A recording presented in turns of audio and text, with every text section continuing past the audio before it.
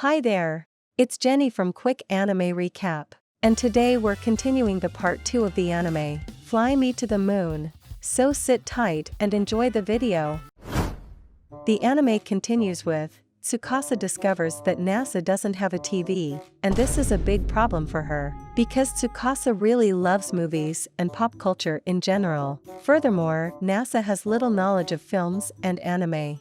The actual reason behind this is she wants to be able to share her excitement with him as they watch a new series in the near future. And all this talk about films and anime makes her more lively, and NASA really likes this new side of his wife he has never seen. Wasting no time, they went and brought a cheap TV from a shop. At the Arasugawa bathhouse, Tsukasa is taking a bath while NASA is talking with Kaname. She suggested to NASA a couple needs a pair of diamond rings to show their eternal love. But NASA replied Tsukasa isn't interested in it. This angers Kaname, and she starts explaining that his wife is just trying to be nice to him, but deep down she really wants the ring. This makes him feels like such a bad husband. And on the way back home, Tsukasa suggests NASA to stop by a public park, and they airily sit on a bench. Sensing Tsukasa is feeling lonely, as he will leaves her alone until night for work. He doesn't take too long to steal a kiss from Tsukasa's lips in broad daylight. Even though she appreciates the gesture, she can't help but call the bold NASA a hentai. And unbeknownst to them, Aurora and Charlotte are spying on them, watching this event unfold. NASA then get ready for work, and Tsukasa send him off. Now separated, NASA finally understand the purpose of owning a ring, so as soon as he returned home, NASA starts to talk about the rings again, which Tsukasa brought up that they are already married, so the engagement rings aren't needed. However, NASA really wants them to show their powerful love, but doesn't know how much a diamond ring actually cost in real life. And to let him know the true value and destroy his will to buy them at the same time, she convinces him to go to the most expensive jewelry store. However, this backfired on her, as NASA still insists of buying one not until Tsukasa drags him away from the store and calms him down. The reasons behind all this shenanigans is because NASA thinks she is feeling quite lonely while he is away at work, so a ring would make her feel not as lonely. After hearing how sweet he is, she accepts in buying the rings, but only the cheapest ones. Now with the ring in her hand, she will forever remember how kind NASA is, and how much he cares about her. That night, Tsukasa continues her sleepwalker routine and goes to drink water, but on her way back, she accidentally goes into NASA's bed instead of her futon.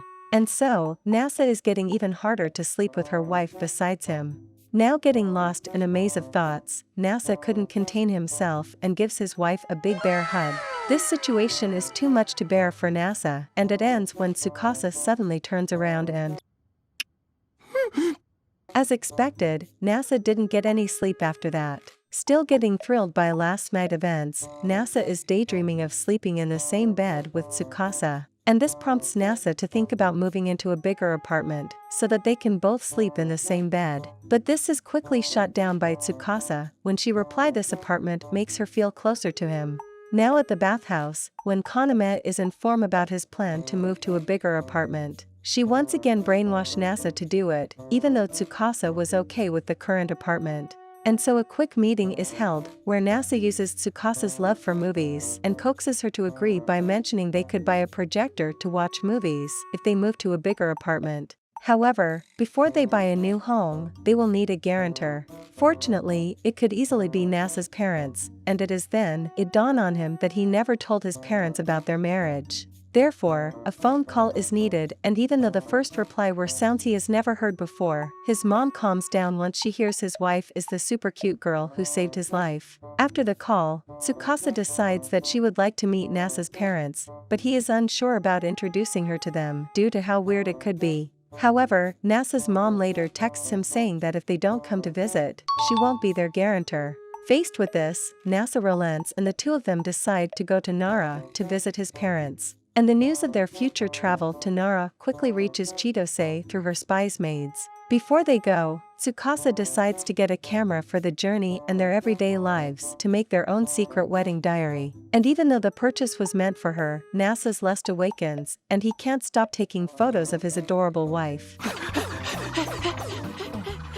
On the day of their visit, Tsukasa decide to take a late-night bus to Kyoto, because it was way cheaper than the train. Meanwhile, Chitose and her two maids are chasing them, because Chitose hasn't accepted their marriage yet, and is hoping to break them up and have Tsukasa all for herself. Once the bus stops at a late-night service area, Chitose is eager to find any rifts between NASA and Tsukasa's love, as she thinks that even small problems can put an end to a male-female relationship. However, her wish is crushed when they turn every little problem into a new and unique way of flirting, making Chitose's plan more and more pointless over time. While Chitose is plotting her plan, NASA decides to eat beef noodle from a chain restaurant, and Tsukasa exhorts him to try something else, as he can eat that stuff back at home. Following her reasoning, Tsukasa chooses to eat lime udon, as they were suggested by Hiranendisu, a popular Japanese TV show.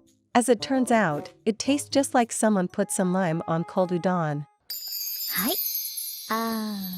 And when NASA tastes it, he seems to agree as well. He then suggests Tsukasa to eating the lime to spice things up, not knowing he is secretly taking pictures of her puckered face.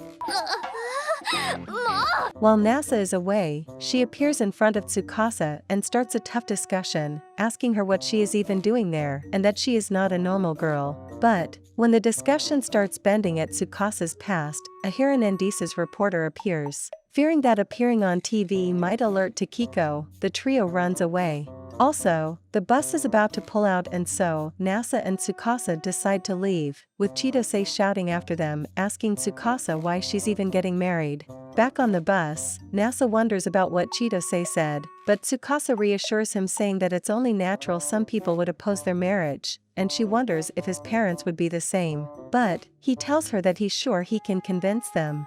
The next morning, they arrive in Kyoto with NASA excited about the potential of doing some sightseeing there after visiting his parents in Nara. But Tsukasa's suggestions of going to a bakery or the manga museum deflate his enthusiasm, and he asks if she's not interested in seeing the historical landmarks. After seeing NASA's disappointment, she agrees to see them, and she gets dressed in kimono. Just when our lovely couple starts flirting, a super high-spirited Chitose interrupts them. As long as she doesn't accept the marriage, she will not allow their relationship. And this improvised situation makes NASA think things over, as he wants to make his marriage happy for everyone, and so he invites Chitose to talk alone while Tsukasa go visit the manga museum with the maids. To prove if he is a worthy man for Tsukasa, Chitose will play NASA's lover and decide according to his performance. Luckily, he has done a lot of research, and he takes Chitose to a lot of nice places, and she is impressed by his organization and his kind character, though his strong character makes her dubious again, mostly for the fact that he doesn't know anything about Tsukasa. This causes her to question if their love is real. Hearing this, NASA drop a great line on her, saying he didn't marry her because he had proven he is in love, but he married her to prove his love. In the end, Chitose leave them and go back to Tokyo, and Tsukasa and NASA continue their journey to his parents' house. During the ride, Tsukasa is worried she will not be able to get along with NASA's parents, but NASA doesn't believe so, as he will be the one to introduce her, and he will make sure they know she is the cutest girl in the universe. Late in the evening, they finally arrives at the home of NASA's parents, with both of them very nervous at meeting them. NASA's mother, Kanoka, starts to open the door, but is too flustered to see her son's wife, and quickly goes back inside. They all then go inside with Tsukasa being introduced to NASA's father, Enishi. After some awkward silence, Enishi asks NASA if he'd like to go take a bath, but NASA is very wary about leaving Tsukasa alone with his parents. She tells him it's fine if they want to talk to her, so he leaves still sounding a bit unsure. After NASA leaves the room, Enishi suddenly prostrates himself before Tsukasa, thanking her for saving NASA's life. And Enishi finishes off by asking that she take care of NASA from now on. Tsukasa thanks him for his gracious words and asks that they also take care of her from now on. As they get ready for bed, Kanoko warns NASA not to get too carried away since they will be sleeping in the next room. NASA quickly realizes what she meant, and this time, they are both sleeping on a futon. And so, his wife is now right there, with her guard down. He takes advantage of this situation by offering his arm as pillow. Though, he soon realizes how painful it is, and his arm doesn't take long to become numb. And NASA then asks for a goodnight kiss instead, which Tsukasa agrees.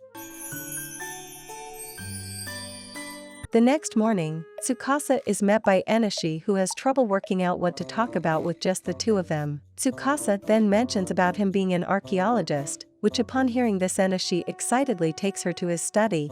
There, she surprises him by being able to read a book that supposedly had never been able to understand before. NASA soon arrives in the study and is surprised to see Tsukasa there due to her apparent dislike of historical things. In the afternoon, NASA and Tsukasa finally get down to doing some sightseeing, and they visit the Nara Buddha and the Horyuji while taking pictures at each one. 満足した?旦那様? After visiting the site where the ruins of Hijukyo once stood, Tsukasa starts talking about how 1,300 years ago so many people actually lived there going about their daily lives, but she quickly brushes this aside and they decide to film a funny video instead. Later they bid farewell to NASA's parents as they head back to Tokyo. However, upon arriving back at their apartment, they find that it has completely burnt down. Thanks for watching the video. Still want to watch more anime recap? Click the video on the screen to watch more. And don't forget to subscribe to catch the latest upload.